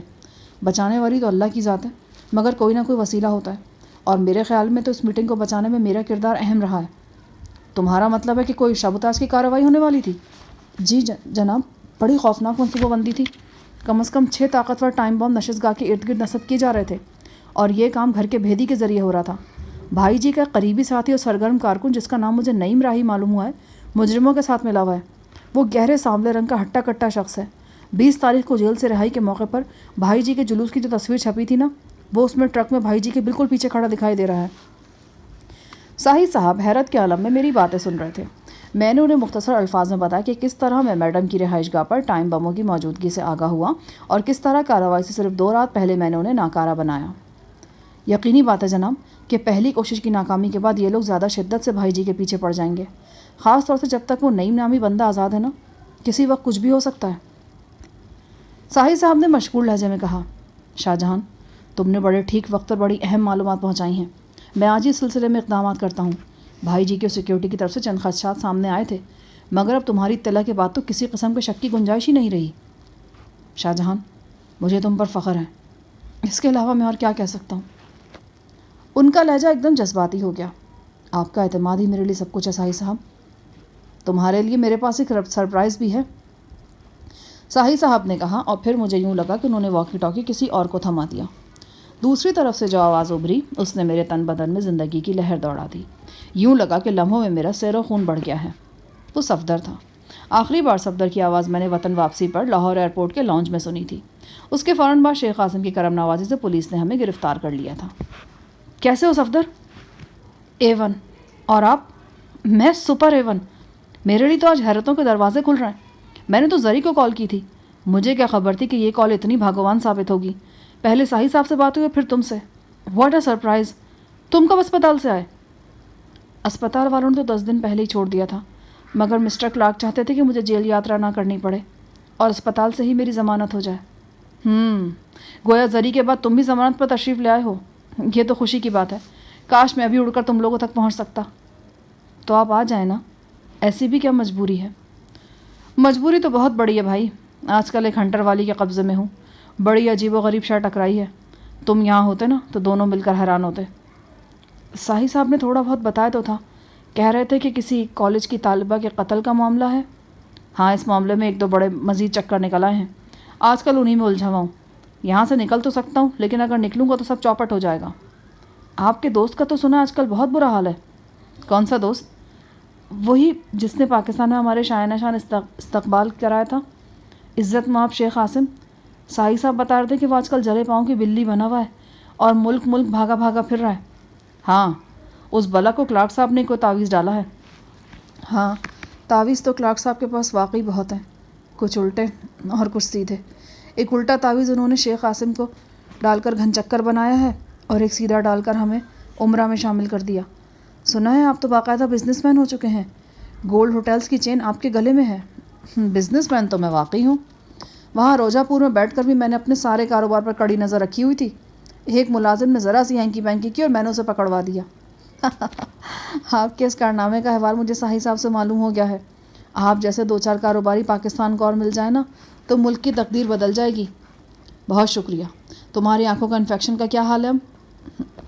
آپ ایک ایسی انفیکشن کا احوال پوچھ رہے ہیں جو مجھے لاحق ہی نہیں ہو سکتی. آنکھیں ہوں گی تو انفیکشن ہوگا نا. ہاں، زخموں کی انفیکشن اب ٹھیک ہے. صفدر کی بات سے مجھے زوردار ذہنی جھٹکا لگا. واقعی جو چیز تھی ہی نہیں اس میں انفیکشن کیسے ہو سکتا تھا؟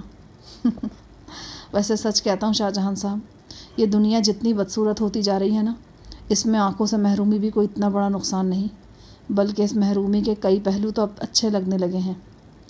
ہمیں دنیا کو خوبصورت بنانے کی کوشش کرنا چاہیے، نہ کہ کبوتر کی طرح آنکھیں بند کر لینی چاہیے. اچھا چھوڑیں یہ باتیں. آپ بتائیں کب لوٹ رہے ہیں؟ تم لوٹاؤ گے تو میں بھی لوٹ آؤں گا. کیا مطلب؟ تاریخ براعظم سے جو مایوسی اور اذیت تمہیں ملی ہے نا، اس سے چھٹکارا پالو گے تو پھر سب کچھ پلٹ آئے گا. کوشش کر رہا ہوں اور ہمیشہ کرتا رہوں گا. تمہارا لہجہ بتا رہا ہے کہ تمہاری ایسی کوشش رائے گا بھی نہیں ہے. یقین کرو تمہاری آواز سن کر میرا حوصلہ بڑھ گیا ہے. مجھے لگتا ہے میرے مردہ بازوؤں کو توانائی واپس مل رہی ہے. اچھا، آپ کے لیے میرے پاس ایک سرپرائز ہے. بلکہ یہ کہنا چاہیے میرے پاس بھی آپ کے لیے سرپرائز ہے. اچھا، لگتا ہے سرپرائز ڈے ہے. پہلے زری نے ساحل صاحب کو سرپرائز دیا، پھر ساحل صاحب نے تمہارا، اور اب تم بھی سرپرائز دے رہے ہو. جی، کبھی کبھی ایسا بھی ہوتا ہے. چند سیکنڈ گزرے اور پھر غزالہ کی آواز نے میرے کانوں میں جلتا رنگ بجا دیے. ہیلو شاہ جہان، کیسے ہیں آپ؟ او مائی گاڈ، آج تو واقعی سرپرائز ڈے ہے. میرے وہم و گمان میں بھی نہیں تھا کہ میں زری کو فون کروں گا تو ایسی اچھی آوازیں سننے کو ملیں گی. کیسی ہو تم؟ بالکل جیسا آپ چھوڑ کر گئے تھے ویسے ہی ہوں. کیسا چھوڑ کر گیا تھا؟ پریشان، خوفزدہ. ایئرپورٹ سے باہر آ کر صاحب انکل سے معلوم ہوا کہ آپ کو اور زری کو گرفتار کر لیا گیا ہے. یہ تو کوئی نئی بات نہیں ہے ہمارے لیے. یہ سب کچھ صرف میری وجہ سے ہو رہا ہے. اس کے لیے صرف اور صرف میں قصوروار ہوں. اوہو، اب فلمی ہیروئنوں کی طرح یہ مت کہنا کہ میں ہی دنیا سے چلی جاؤں تو اچھا ہے. سچ، دل تو یہی چاہتا ہے. دل کو کچھ اچھی اچھی باتیں چاہنے دو. نئی زندگی کی باتیں، ایک پھول بھرے آنگن کی باتیں، اور ایک ایسی شام کی باتیں جس پر شیخ قاسم کا سایہ نہ ہو. لگتا ہے یہ سائے کبھی نہیں سمٹ سکیں گے. پھر وہی مایوسی کی باتیں. تمہیں یاد ہے نا ماریتینیا میں ہمارے درمیان کیا معاہدہ ہوا تھا؟ اگر تم معاہدہ توڑو گی تو پھر میں بھی نظر ثانی کر سکتا ہوں. ویسے بھی آج کل میں بہت رومانٹک ہو رہا ہوں. میں سمجھی نہیں. تم نے کہا تھا نا کہ تم کبھی مایوسی کی باتیں نہیں کرو گی، اور میں نے کہا تھا کہ ہم اس وقت تک اپنے درمیان فاصلے برقرار رکھیں گے جب تک شیخ سے ہمارا پیچھا نہیں چھوٹ جاتا. بولو، یہ بات ہوئی تھی یا نہیں؟ اچھا، پھر بات کریں گے نا. میری بات سنو غزالہ، تم نے ہی مجھے ہمت اور توانائی دینی ہے. اگر تم مایوسی کی باتیں کرو گی تو یقین رکھو میں کچھ بھی نہیں کر سکوں گا. میری حالات سے ٹکرانے والی طاقت تمہارے پاس ہے. اچھا بابا، نہیں کرتی. کیا نہیں کرتی؟ مایوسی کی باتیں. یہ ہوئی نا بات. اب ذرا مسکرا کر دکھاؤ. اس واکی ٹاکی پر تو نہیں دکھا سکتی. چلو تھوڑا سا ہنسی دو. سمجھے کہ میں ہنس پڑی. اگر صرف سمجھنے سے کام چل سکتا تو پھر میں اور بھی کچھ سمجھنا چاہتا ہوں. کیا میں سمجھ لوں کہ میں نے تمہیں چوما ہے؟ میں نے شوخی سے کہا. وہ سنی انسنی کرتے بولی.